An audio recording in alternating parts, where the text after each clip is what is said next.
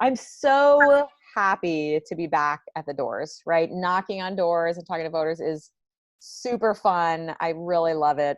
I'll just tell you a little bit about what I say to people because it's kind of fun and how people react. I'm like, hey, I'm Anna Callahan. I'm running for state rep, software engineer and mom. And then I was like, oh, do you know much about the state house? And I'm like, oh, not really. And I'm like, oh, well, I'll tell you two fun facts that you can share with your friends. Number one is that there's no way for any of us to know how our state reps are voting. And number two is that the last three speakers of the House have all been convicted of felonies related to corruption and bribery. So I just had someone today who, after I did that, and then of course I go on to explain like why that matters and what the policies are that we cannot pass because of this broken system, blah, blah, blah. But somebody just today was like, I really like your pitch because when you said there were two things that are fun facts, I thought, oh, well, there's only two. I have time for those. And then when you're done, it was really interesting. I was like, yes, that is what I was going for. So,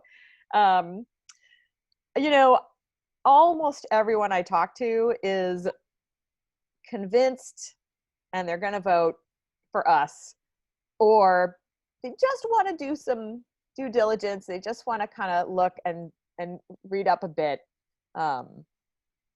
But I've even, I tell you, I've had a number of people who, the longest conversations I have are with people who, the rare person that I talk to who has worked with Christine on something, or who, is a kind of regular caller, and those people are all very, very rare. But just talked to one the other day, and she had time, I had time. We talked. The concentration of power in the hands of the speaker. She was, she was interested in that, but she wasn't convinced by it.